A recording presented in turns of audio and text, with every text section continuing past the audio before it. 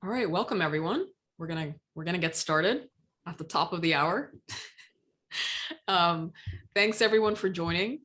Today we're here to discuss how New York Presbyterian hires and retains permanent nurses. My name is Iman Abuzaid. I am an MD by background. I've been in healthcare technology for the last few years of my career, and with me today is, I'm the CEO and co-founder of Incredible Health, a hiring marketplace for permanent healthcare workers. Hospitals and health systems use our software and our marketplace to hire nurses in permanent roles in 20 days or less. And so joining us today, we have David Crawford. He is one of my favorite talent acquisition leaders that I know in the country. He is the Vice President of Talent at New York-Presbyterian. David has over 30 years of experience in workforce planning, recruitment, retention, and employment marketing and branding. He has worked in multiple industries, not just healthcare. He worked in the finance industry before he was in healthcare. And thank you so much for being here, David. Oh, I am delighted to be here. Thanks very much. Awesome. So what we're going to be covering today is the topics that you see here on the screen. We're going to do a quick overview of the market.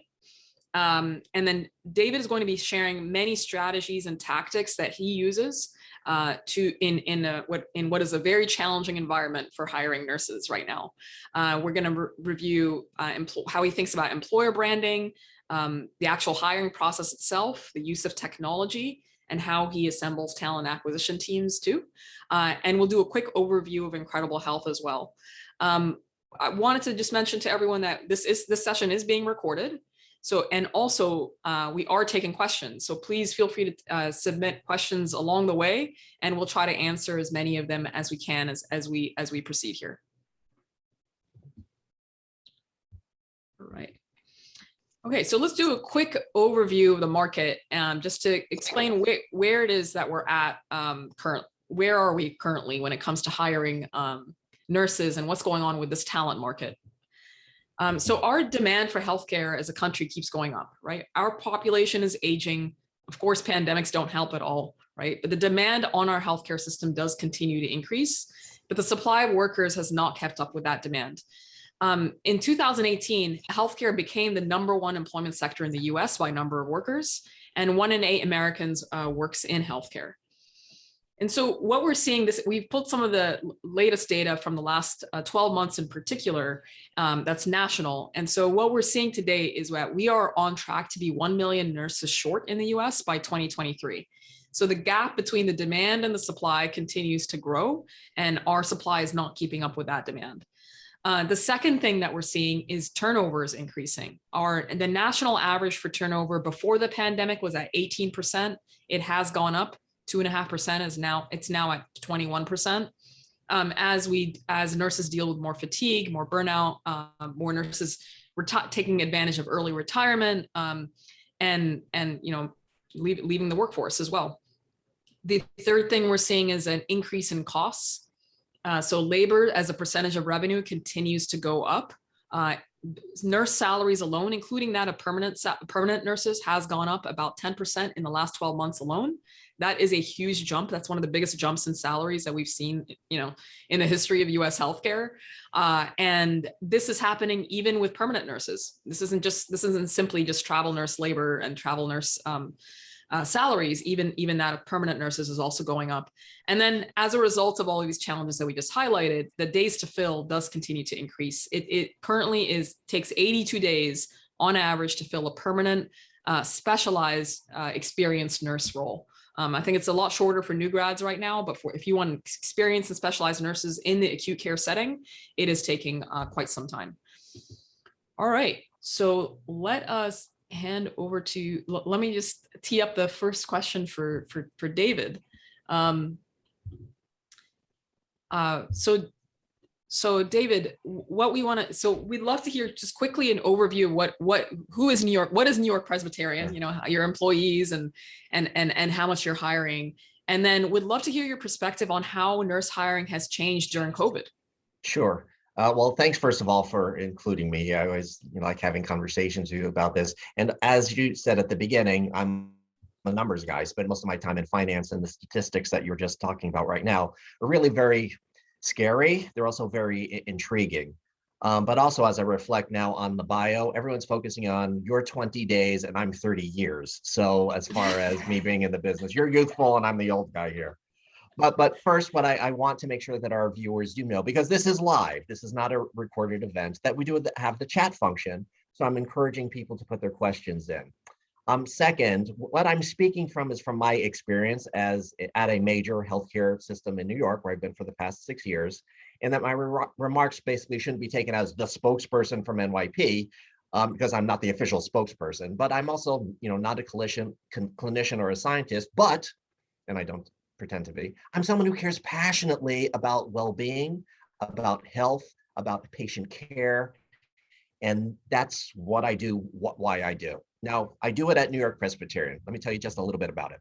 We have about 11 hospitals, or we do 11 hospitals. And on top of that, it's our ambulatory care network, along with our medical groups, about 40,000 employees, which is split between full-time, part-time, and per diem. And about 30% of our employee base is for nursing. That's our head count.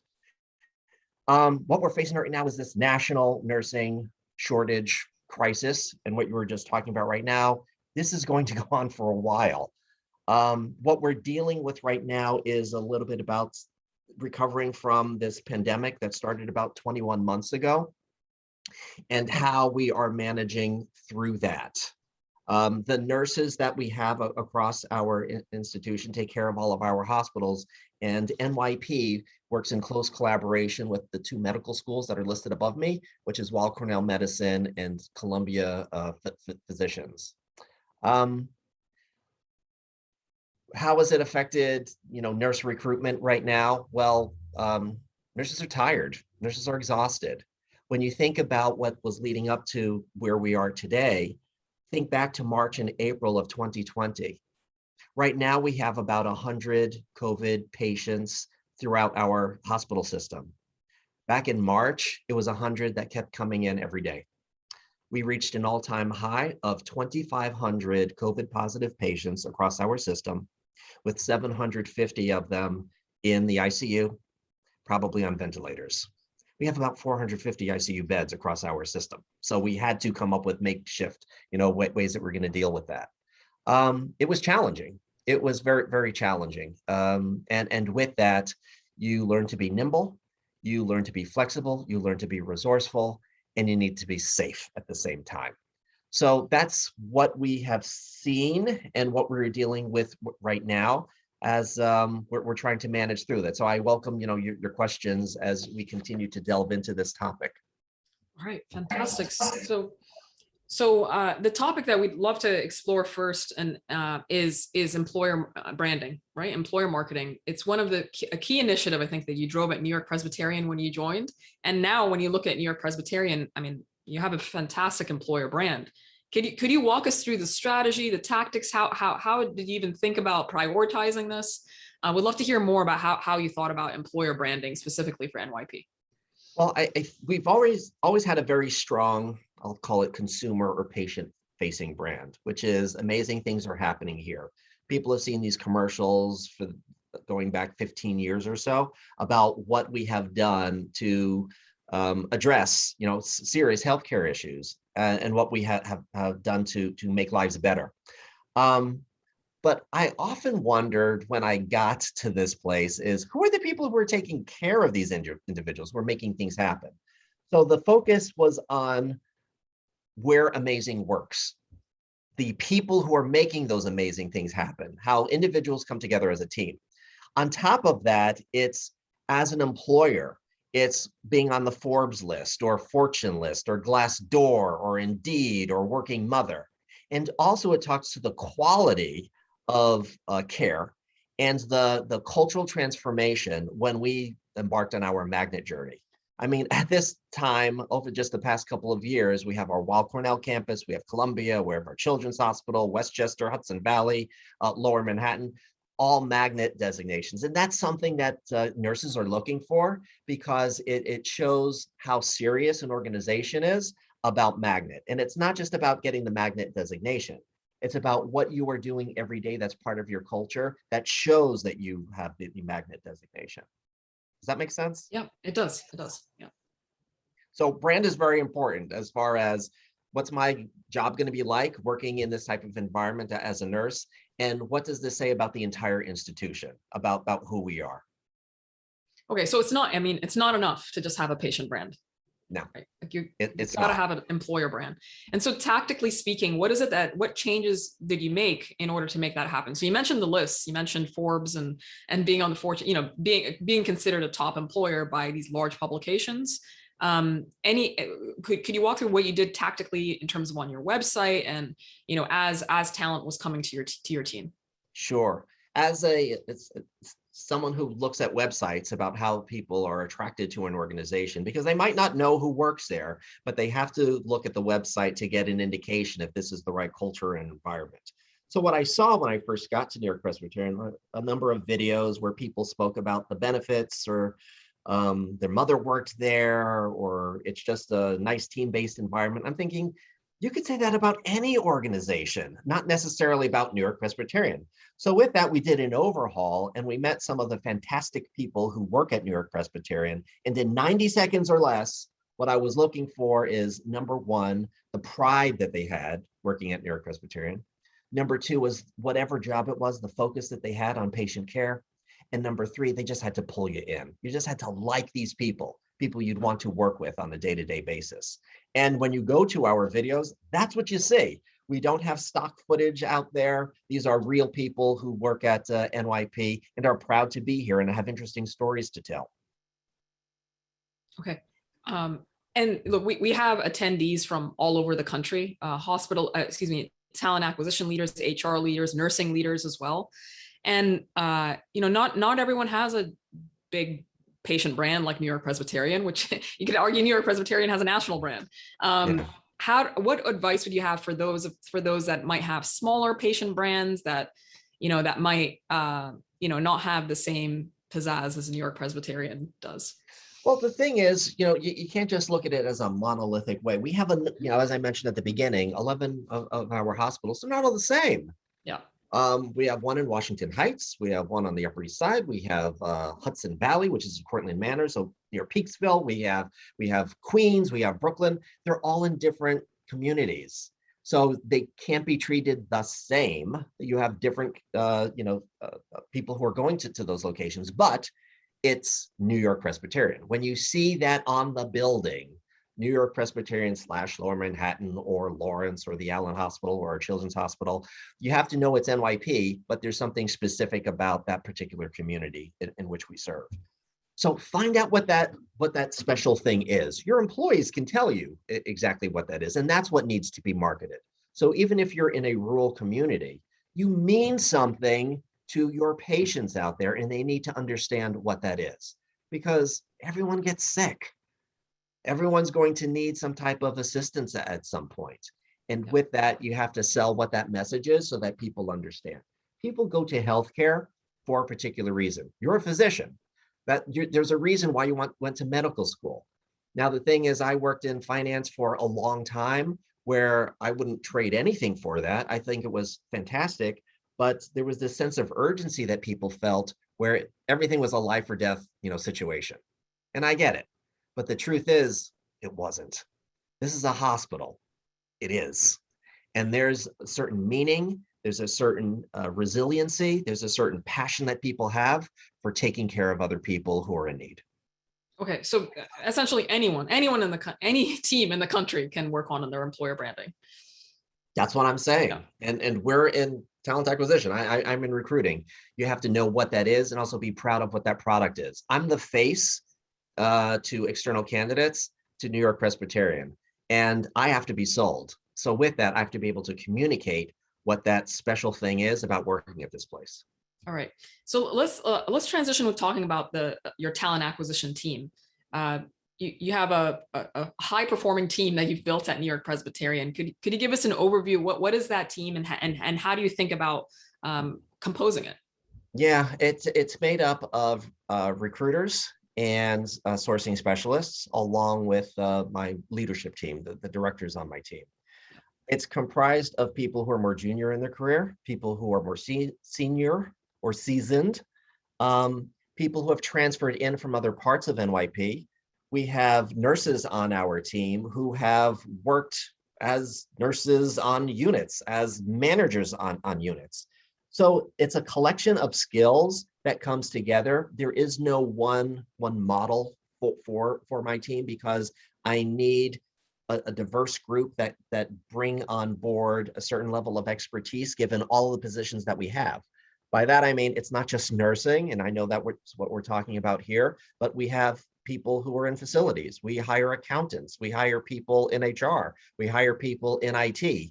And with that, I need people have an interesting set of skills so that we can meet the needs of our internal clients. Got it. One of the challenges that many teams have is the collaboration between talent acquisition and the nursing leaders, right? Your hiring managers.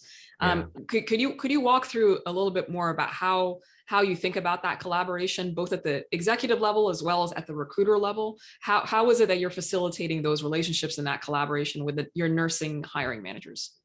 Communication. And that's communication just by talking about what's going on, and it's also numbers. You can't run away from that. And understanding what the process is. There are various levels of talent acquisition where a team can be effective. But the first lower level has to do with processes and technology that's used. So it's very basic. And then above that, that turns more into a client service type of response and understanding the needs of your clients. Above that, it turns into offering as a consultant, here are options, what we can do, and offer suggestions. But the boldest, which is where I push my team to be, is to be advisors. And there's a key difference between being an advisor and a consultant. And a consultant offers up suggestions, an advisor tells you what you need to do. And even in my role, looking at the strategy, looking at our technology, I'm a recruiter for a number of senior level positions. There's a search that I've been working on right now. I had to tell the manager what to do. Ultimately, it's not my decision to hire people, it's the hiring managers. But I'm going to give some advice based on some numbers and based on some qualitative information that's out there. Okay. And by numbers, you mean the market data, pipeline data? Yes, exactly. Okay. Exactly. There is a question that came in from Deb around regarding talent acquisition teams. And so how do you think about the number of hires per recruiter, or the number of, say, job recs per recruiter when it comes to nursing specifically? And did that change during COVID? It did change. It did change. And one change was when I just compare and contrast 2020 to 2021. Last year, if people transferred out of my department and became HR business partners, I didn't backfill. It didn't make sense. As a matter of fact, there were a number of recruiters that were out of work because companies weren't hiring. There were layoffs that were taking place. There were furloughs. We didn't do any of that at NewYork-Presbyterian. We retained everybody. This year, it's very different. As a matter of fact, there are more jobs on LinkedIn looking for recruiters than there are program developers, which is showing how the market has changed dramatically. With that, the number of openings that we have, the number of recs per recruiter has gone up. 50 is typically comfortable. I have people on my team who are managing 80, 90, or 100 at this point. It's hard. It's very hard. And what we've been trying to do is to use technology to assist, so that this way it's not the same way that we recruited in 2019 or 2020, because we have to be smarter given the number of openings that we have. And also we're focusing on both internal mobility along with external hires. So they're managing both. So we'd love to dig in more, just continuing on that theme, right? We'd love to dig in more around your nurse recruitment strategy and how it is that you are hiring these nurses tactically. And would you be able to just give us an overview of your hiring tactics and how that's changed during COVID? Well, part of it is our brand is very strong. And as I was talking about magnet designation and a best place to work, that's going to grab someone's attention just on the surface.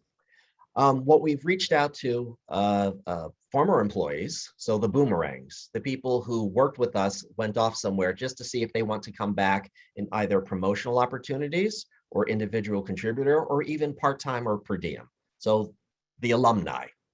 The second thing I would say are the referrals. Good people know other good people. And I think that has contributed to our pipeline as well. The other thing that we have done is had these virtual career events. And I'm not talking about you meet with someone on my team in talent acquisition and we discuss your background and see if you're suitable. These are events where we have, they could be the CNO, along with some direct reports and people in that particular specialization, could be labor and delivery, could be a peri-op, could be in the ICU, who are speaking about their careers and what they're excited about. It could talk about the career ladder that we have, the training that we have, the type of work that they're doing. So it gives people an understanding of what the real job is, what the department is like, where they're going, what the strategy is before they even apply. And that has worked quite well. It's also by invitation only, meaning that there are certain criteria. So if it's a labor and delivery type of event, we want to make sure that that's our target audience and not necessarily the emergency department. We had a separate one for them, but those are some things that have been working, along with regular old, posting on various sites. But I think the direct access and the referrals that are coming through really works out very well. Got it. And then I believe your screening has changed, right? Like the way you assess talent has changed. Yeah, and a lot as a of that result has of to it? Yeah. a lot of that has to do with virtual. I mean, it's easy right now. I'm in New York, you're in California. No one had to get on a plane in order to do this. So we're doing this through Zoom. It's made things a lot faster. There might be a candidate that you want to talk to. You don't have to find out when that candidate's going to have to take a day off to come to the office. You could set something up the following day. We've also used technologies to record interviews, which have been quite helpful. So here are 5 questions. Everyone answers those 5 questions in 2 minutes or less. It's recorded. You get to see what's going on. And that's very good because it's the person, it's not the piece of paper. Yep. And I think it also gives people the opportunity to be advocates for themselves, but by going through something like that. So definitely using technology has helped to speed things up. And then the content of the assessments, I believe you mentioned in the past, has changed, right? Like screening for resilience, for responsiveness, like has COVID changed some of the criteria that you're looking for as well? It has. Yeah. As a matter of fact, we have an interviewing skills course where we shifted our competencies to focus on things that maybe weren't as important pre-pandemic, when we were talking about resiliency, when we were talking about resourcefulness, adaptability, flexibility.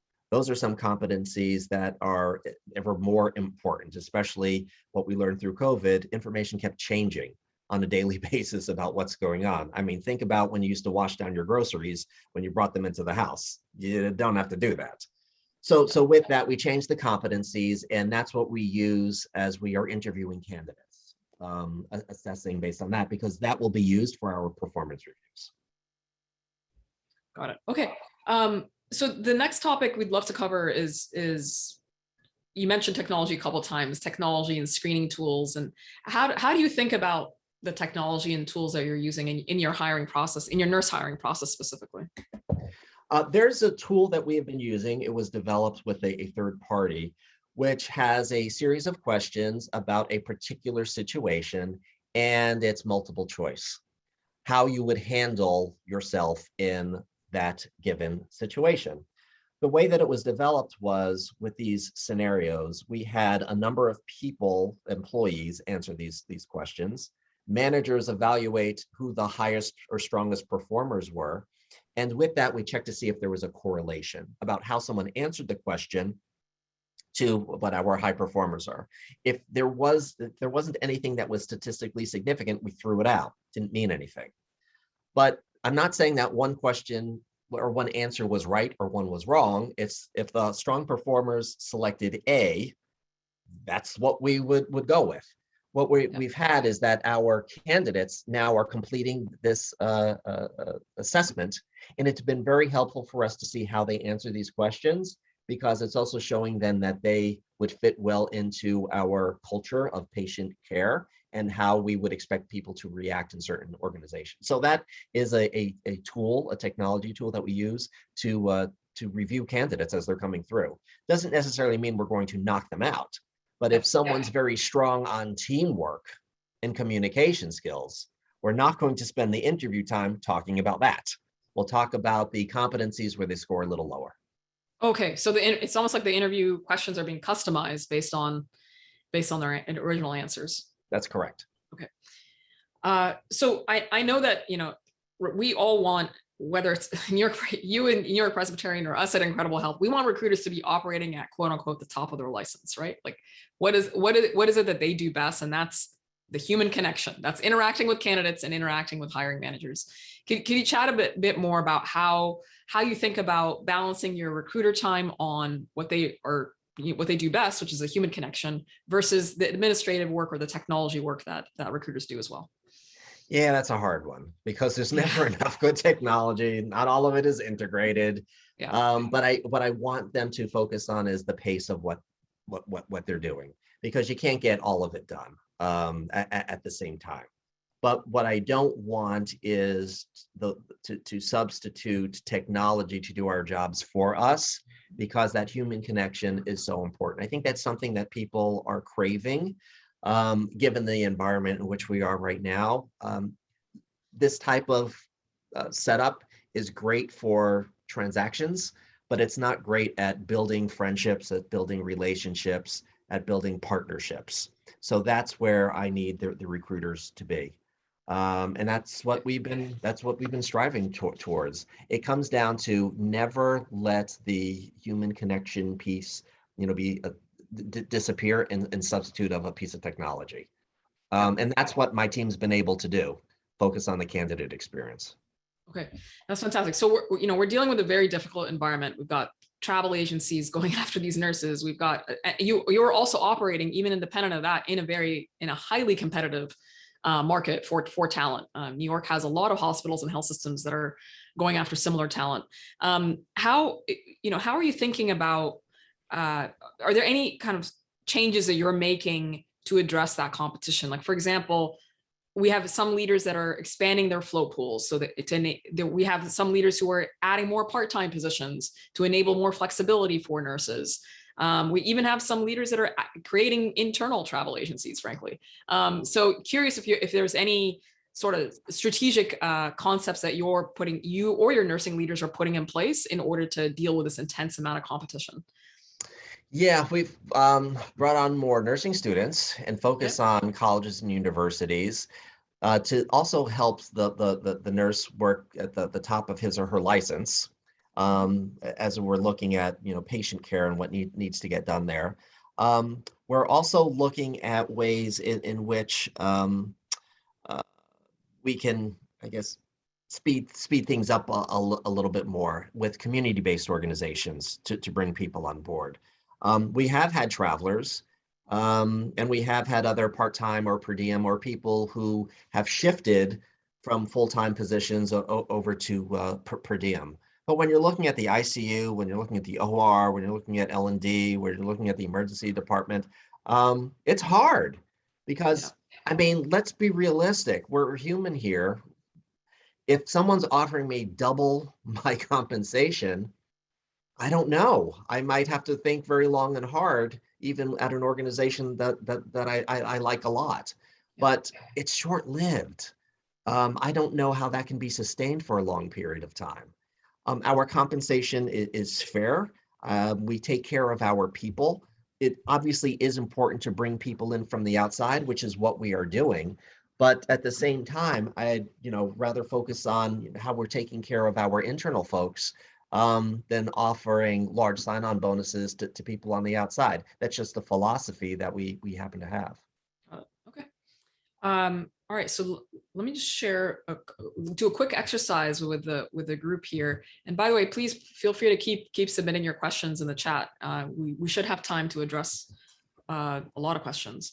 All right. So this is an exercise we often do. This is real data. This is data from the LA market. Happens from several teams that we work with there.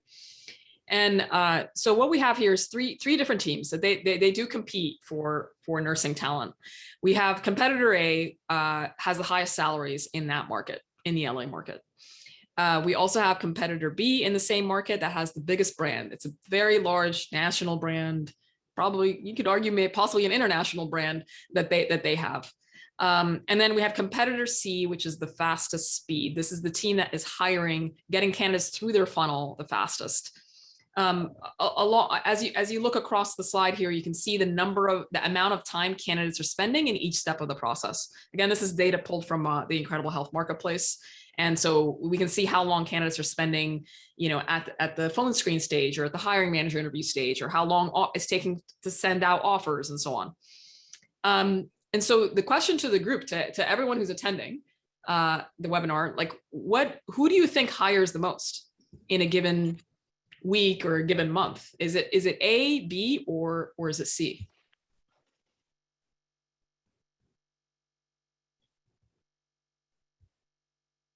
And feel free to enter your answers in the chat.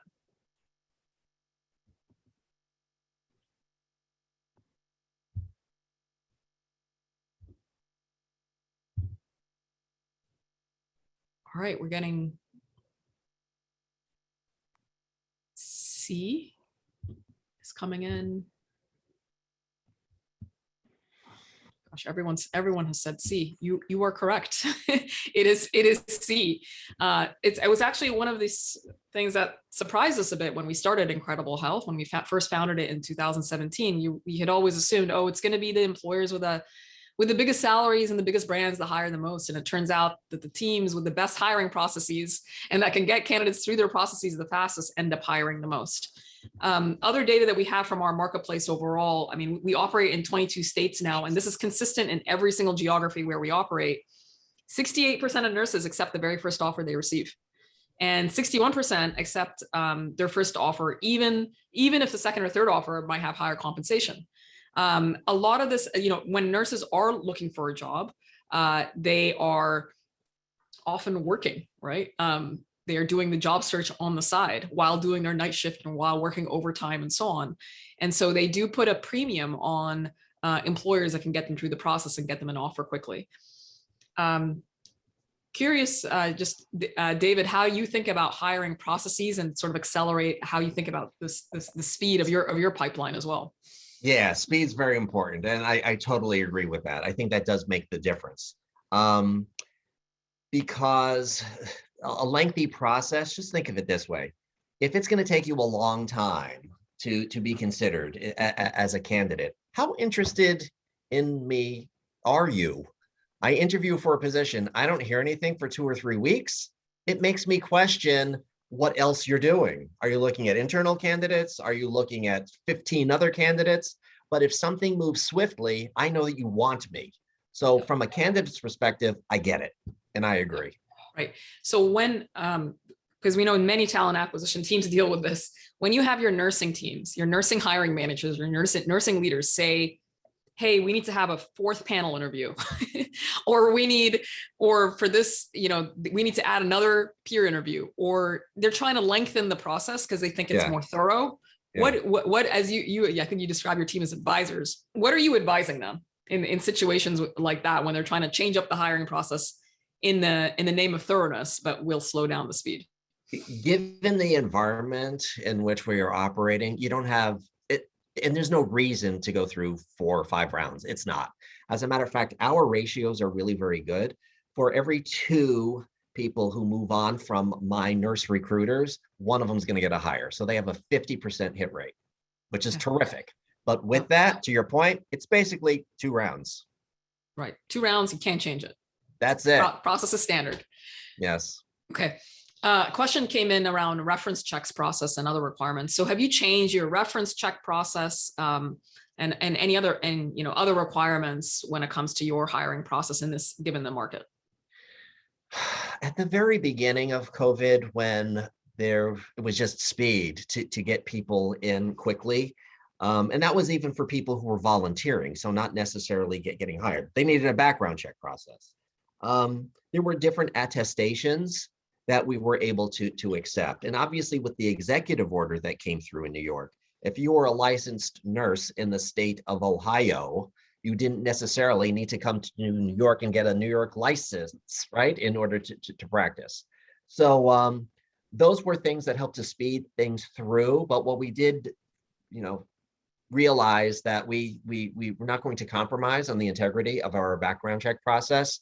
And we just make sure that we're checking in on it as great as we can, and have enough advisors, meaning operations people, who are looking at different elements of the background check process. So that's kind of a long way of me saying we did make accommodations at the beginning that we were allowed to, but we didn't want to jeopardize or change anything, according to Joint Commission standards or our own policies.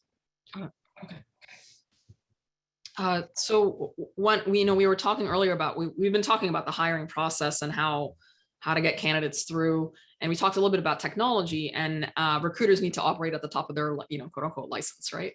Yeah. The way many talent acquisition leaders that we work with think about this is that they're trying to figure out ways to, frankly, automate as much as possible, especially earlier parts of the process. So what I have here is like the 8 steps of the hiring process.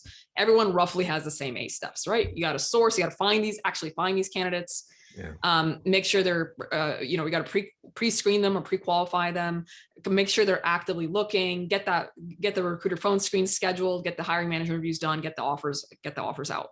Mm-hmm. And so this is a team, we work with the Stanford team as an example. This is one of their slides. And what Incredible Health is doing is we are doing a lot of the heavy lifting in the first 4 steps, because frankly, the first 4 steps can be automated, right? Finding the talent, pre-screening them, even the scheduling piece can be automated. And that enables the talent acquisition team to spend more time actually talking with candidates and talking with hiring managers and being the advisors that, you just described, David. Yep. And so the other thing is, it's not like the headcounts are not going to grow dramatically in talent acquisition. They're not. And so we do have to, and yet the vacancies go up, and the number of hires needed at the system keep going up. And this is happening across the country. So every leader, whether you're in nursing or in HR, is asking themselves, how do I do more with less? And technology is one answer to that. And then, many of the strategies that you shared, David, today are other parts of that too. Want to just give a quick overview of Incredible Health, and then we'll spend the rest of the time on Q&A. Incredible Health hospitals use our custom matching technology and our marketplace technology to hire high quality permanent nurses in 20 days or less. The way we do that, there are a few unique things about us. Number one, the employers apply to the talent instead of the other way around. Second, we have proprietary screening. So we pre-vet and pre-screen the talent using technology and data and humans to make sure that the nurses are qualified. The next piece is our custom matching. For every single employer that we work with, we build custom matching algorithms. So let's say there is a nurse recruiter at, Cedars-Sinai or Johns Hopkins or wherever that's using our platform, and they log in, like that nurse recruiter does not want to see 200 nurses. They need to see 15 that are the exact right fit for them at that time. And then the last piece is the data analytics. So we share quite a lot of data analytics, including how much time candidates are spending in each step of the process. We, of course, because we are often working with many competitors in the market, we can also show market data in an anonymized way, so leaders can compare themselves and identify bottlenecks and implement strategies as well. This is the kind of data that we replicate for the teams that we work with. This is a real case study where for this team, we got their days to fill down from 66 days down to 19 days. Again, we were focused on experienced nurses and on specialized nurses. We're rarely used for new graduates. This is the kind of data we want to replicate for the teams that we work with. We want to make sure that the days to fill dramatically goes down, so the health system is able to save on travel nurse costs, on overtime costs, and then deliver, better care, higher quality of care. We work with over 500 hospitals and health systems across the country, including very large ones like HCA and Kaiser Permanente. We work with many academic medical centers like Johns Hopkins and Stanford and Cedars-Sinai and USC, lots of community hospitals too, and we are available throughout most of the country at this point. All right, so let's spend the rest of the time on Q&A. I think most of the questions are going to be for you, David, just as a heads up. Not a problem. And then as we're going through these, just for everyone who's attending, please, we will be sending out the recording as well. But if you have additional questions, just feel free to send them to this email, and we'll find a way to get the answers to you as well. All right. So so the question came in about your middle management. So the nursing managers, nursing directors, for those candidates, are you sourcing them locally? Are they coming from other geographies? What's your team's willingness to have nurses relocate? Curious if you get to comment on that. There are a lot of them that are local. I mean, I'm in the New York market, the tri-state area. Yep. There are a lot of candidates. At the same time, it's highly competitive. There are a lot of hospitals in the tri-state area. But with that, I'd have to say that most of the people are within the vicinity. So they're moving from one place to the next within the New York area. Got it. Another question that came up is around referrals. You mentioned that getting your current employees to refer others is a key part of your strategy. Yes. Would you be able to share a little bit more about that referral program? Are there incentives? What is it that you're doing? Yeah, I like that question because where I've worked before at other institutions, there was a certain amount of money for hard to fill positions about what we paid. This is going to sound very strange, I'm guessing, to your viewers. We don't pay anything for an employee referral. And let me explain a little bit why. I think that this is a different type of environment where it's okay. We keep talking about this great resignation that's going on. That's how it's been labeled. But I think it's actually something deeper than that, because during this time, the past 21 months, everything stopped.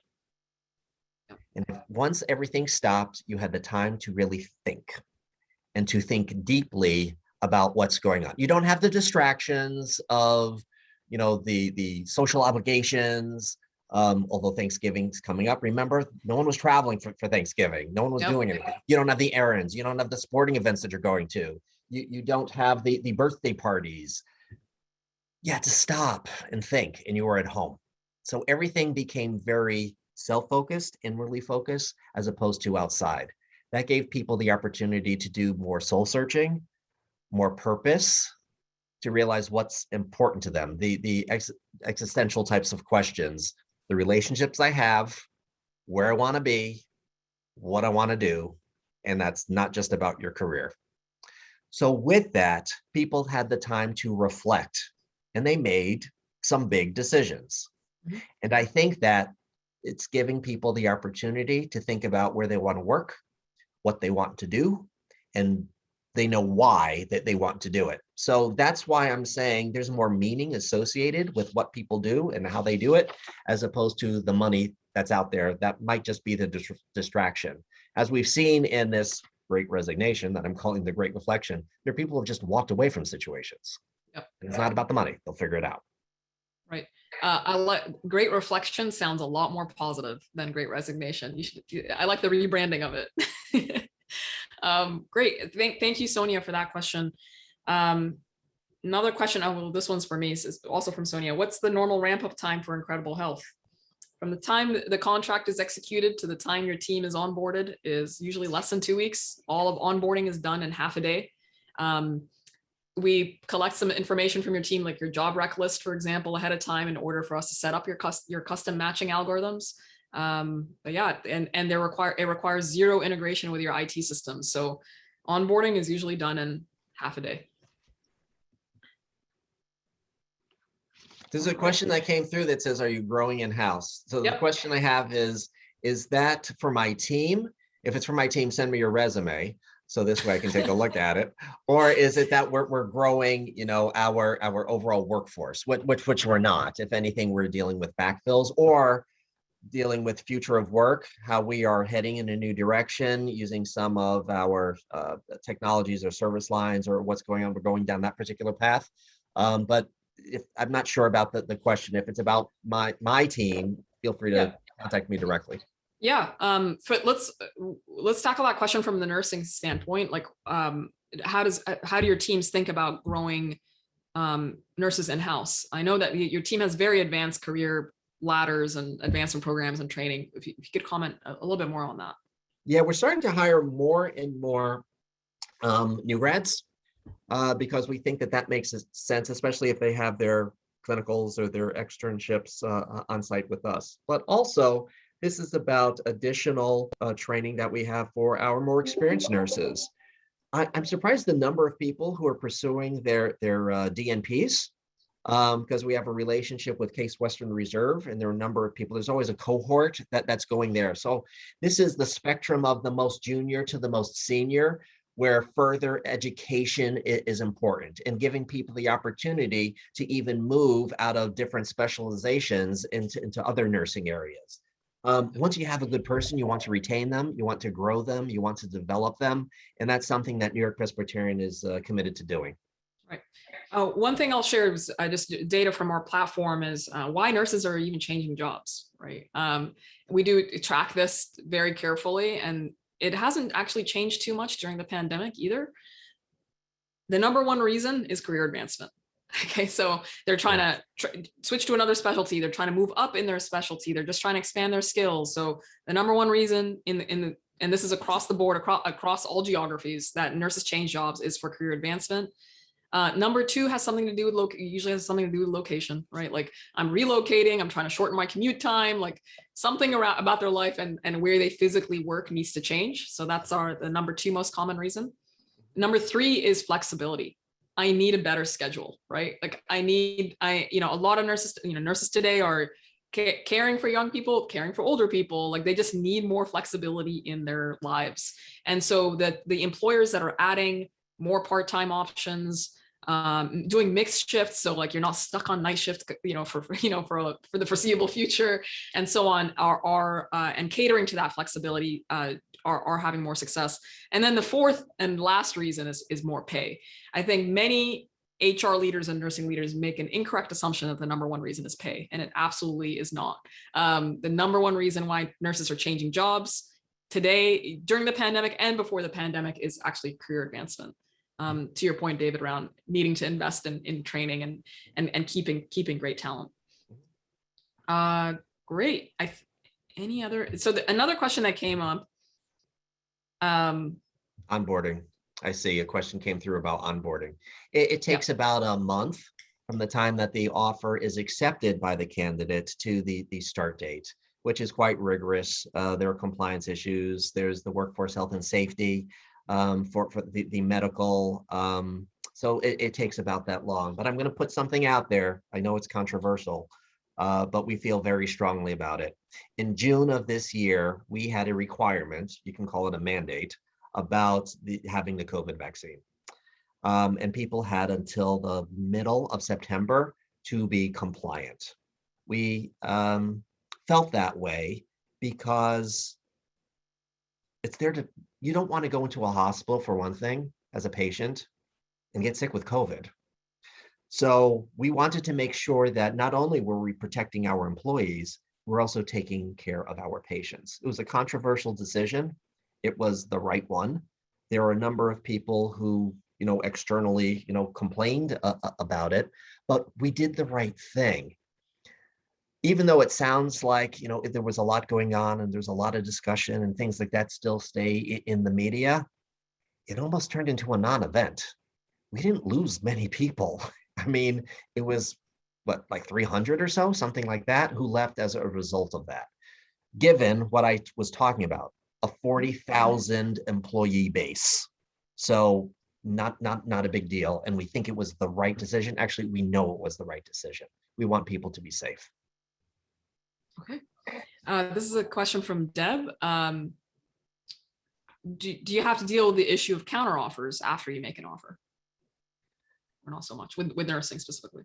My personal opinion is no. This was our offer. It was, if you accepted it, it's something to think about. There's obviously that negotiation that's going on. For certain positions, there is no negotiation if it's a union position. Yep. But people have to make decisions. And also at the same time, what candidates sometimes don't always realize is I have an internal employee base. I have people who've been doing a terrific job. All of a sudden, when we're doing that, we're looking at the peers and what people make. I'm going to all of a sudden pay someone a lot more money that's going to blow it up, given the current employees I have. No, that's not going to happen. So we have to make sure that it's fair. Yeah, absolutely. All right. I think we've gotten through most of the questions. thank you so much for your time. We've gone through almost every single one, which is great. Thank you so much for your time, David. Any parting words of wisdom for the talent acquisition and nursing leaders that are on the call? Well, the thing is, this is a tough recruiting market. And as I was discussing before, there is a nursing shortage, and it's been very challenging. The element that we cannot forget is the emotional toll it's taking on people. And by that, I mean the piece where we are focusing on mental health and well-being. We talk about it. That piece is very important. We have resources that are available.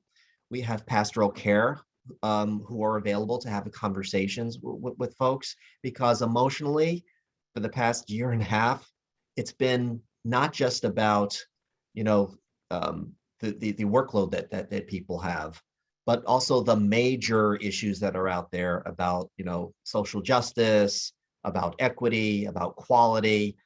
There's a lot that's going on. And there's one thing about getting your body right, and it's another thing about getting things right here. And we don't want people to struggle with it. So we have been very open about having conversations with people about mental health and well-being.